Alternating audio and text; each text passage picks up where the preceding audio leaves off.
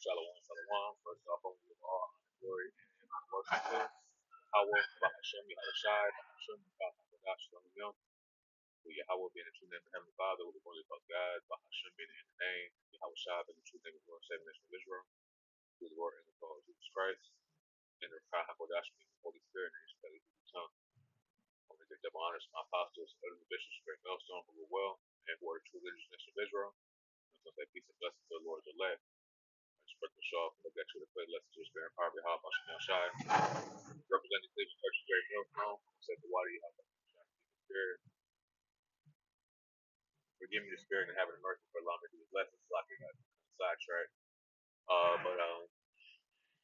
Yeah, I'm gonna title this lesson a sober mind. Alright, a sober mind.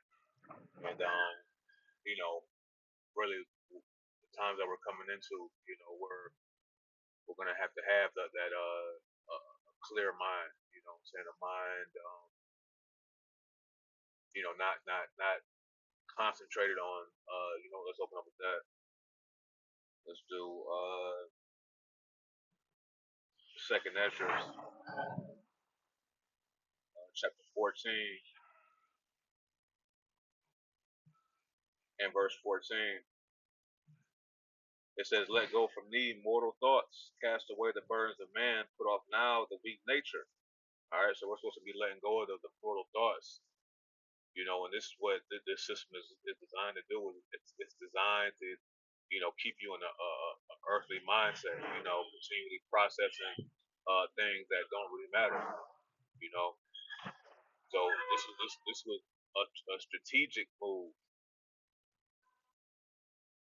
all right, by Esau Edom to make certain most of these things, the necessities of life, you have to pay for. It tells you in Lamentations.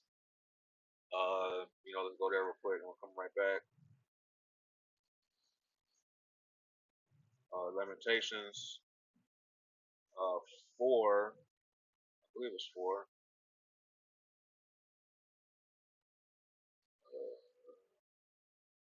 Slovakia. Lamentations 5. Slovakia. Lamentations 5.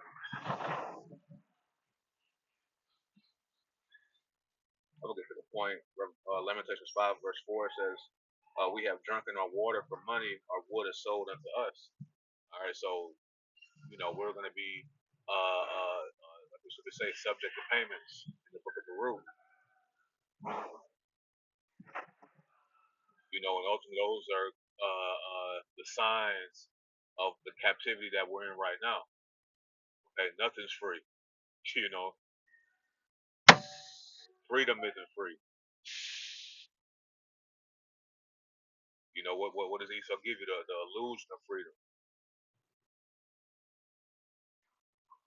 But when you're, when you, constantly taking those shots of Esau's wine, his strong drink, and whatnot, you gonna think that you're free, man. And when you're inebriated, what happens? Usually, you know what I'm saying, your decisions, your sound decisions become looser, man. This is what Esau wants, man. So what does he do? He puts these things in front of you. Now, I'm not gonna say use the word to obsess over, but we have to do what we have to do. Here in Babylon, all right, everything is sold unto us. He don't even want us collecting rainwater. You see, so he's trying to squeeze every penny, every drop of currency that he can out of the people, man. Because it tells you in Ecclesiastes 5 and verse 10, it says, "He that loveth silver should not be satisfied with silver, nor he that loveth abundance with increase. This is also vanity." You see, and Esau, Edom, loves money, loves silver. And when you have that in your mindset, what are you gonna do? You're gonna be corrupt. So you already see how the system is corrupt. All right. So now we kind of understand, you know, where we're at and where we need to be at. Right. Let's go back to Second Edges 14. And 14 says, "Let go from thee mortal thoughts, cast away the burdens of man, put off now the weak nature." Nature. This is why it tells you in Psalms the 50th chapter. It tells you, let's go there real quick. Psalms 50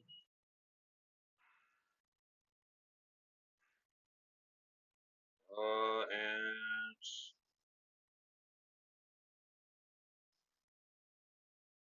or Psalms 55. I believe it's Psalms 55.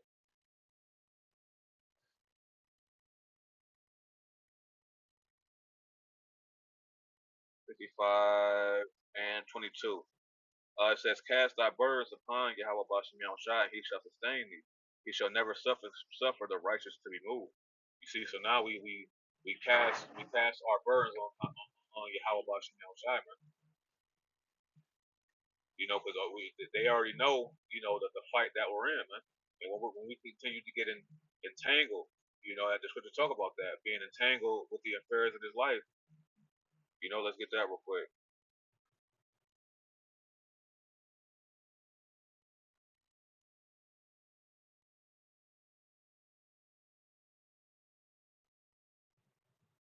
Uh,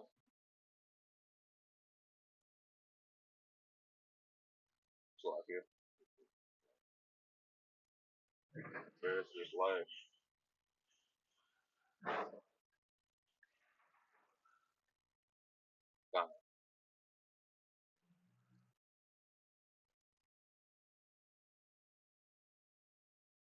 This is Second Timothy, chapter 2, and I'm gonna start at verse 3. It says, "Therefore endure hardness, thou therefore endure hardness as a good soldier for Yahweh Shah Hamashiach." And ultimately we see that. All right, because why? When you've been drinking, it kind of puts the problems away, man. At least temporarily. So what is Esau going to do? He's going to continue to let me hold this real quick. Habakkuk, before I forget. Habakkuk 2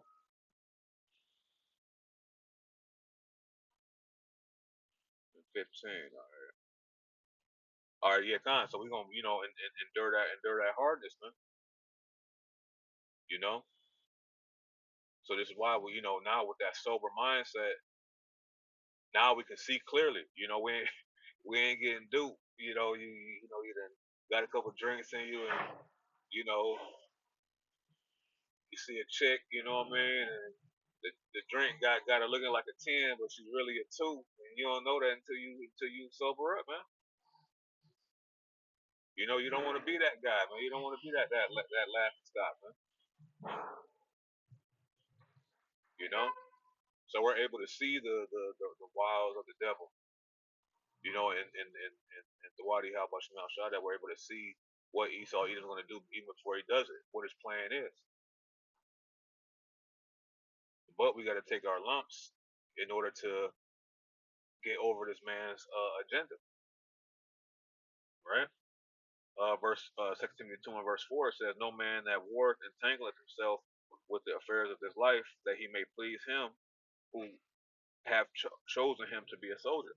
You see, so we don't entangle ourselves in this life, man. The cares of the world. It tells you that in Mark the 4th chapter. You know what? Let's go there real quick. Mark 4.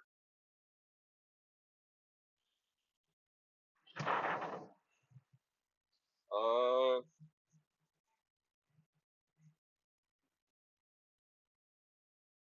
and 18 it says, "And these are they which are sown among thorns, such as hear the word and in the cares of this world, see, in the cares of this world, and the deceitfulness of riches, and the lust of other things, entering in, choke the word, and it becometh unfruitful. You see, so the cares of this world is ultimately deter you from the main objective. And the main objective is to have a sober mind, so that way we can function properly as things get a lot harder, man. And you're gonna have a lot of people that's gonna resort back to the worldly mindset,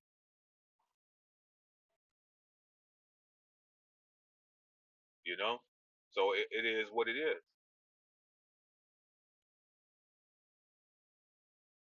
But see, now we're willing to take the brunt of the pain. All right, we're not willing to uh you know let it, I ain't gonna say be bypassed, but you still got to deal with it. But when you drinking, what I'm saying, you kind of, the scripture said that wine was make man glad in Sirach, the 32nd chapter, the 31st chapter. You know, so when you're glad and you juiced up a little bit, you start to feel good and you start to forget your problems, man.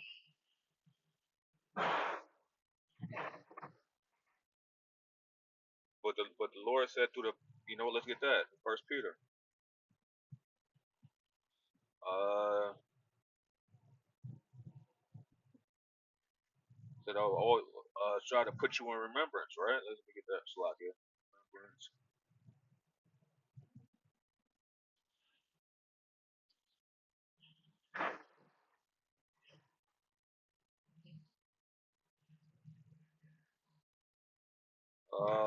First Peter, First Peter. Yep, First Peter or Second Peter, slot here, 1 and 12.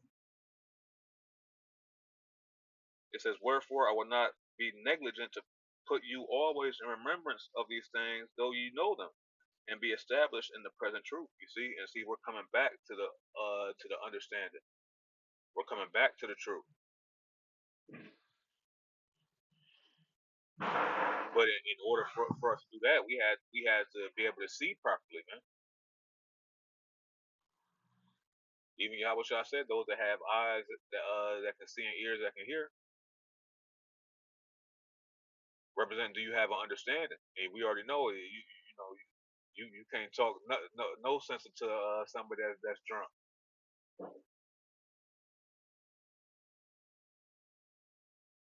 You see, so our mindset changes, man. And we say Thawadi how much Mashah because it tells you right here, Habakkuk 2 and verse 15, it says, "Woe unto him that giveth his neighbor drink, that putteth thy bottle to him, and maketh him drunken also, that thou mayest look on their nakedness."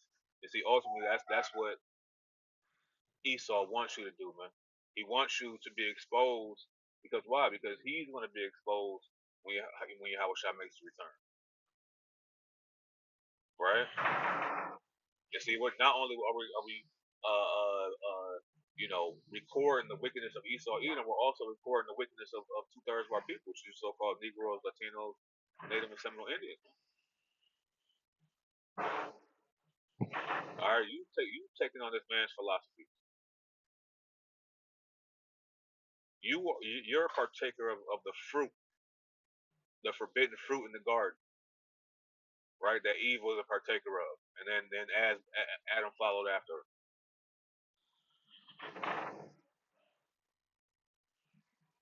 All right, so Esau wants you to be uncovered, man. He wants you to be the fall guy. Okay, he needs somebody to take the fall with him.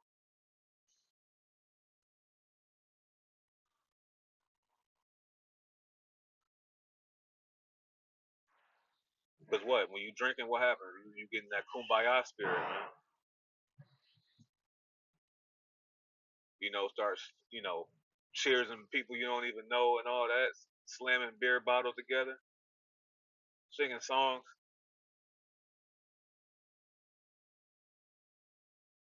That's what's actually happening right now.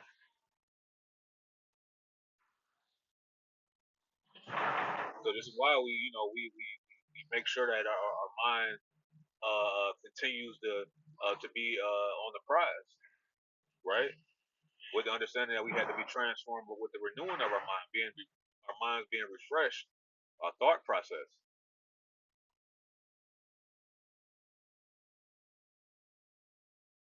Because ultimately, this is what the beast is going to do, man. Revelation uh,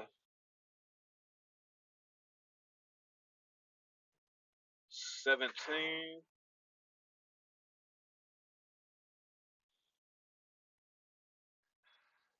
and verse 1, it says, "And there came one angel with the seven angels which had the seven vials, and taught to me, saying unto me, Come hither, and I will show unto thee the judgment of the great whore that sitteth upon many waters."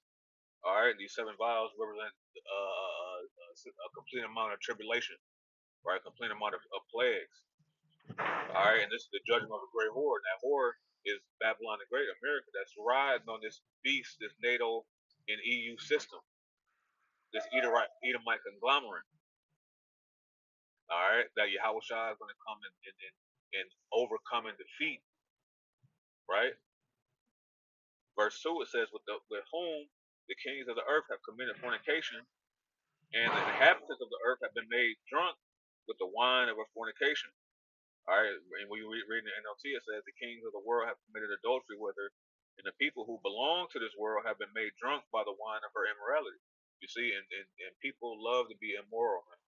And this is why the Lord gave us the Israelites, these so-called Negroes, Latinos, Native Indians, all right, a set of laws to keep your morale straight, man. So you won't fall aside. So you won't be susceptible to the drink of Babylon the Great, man.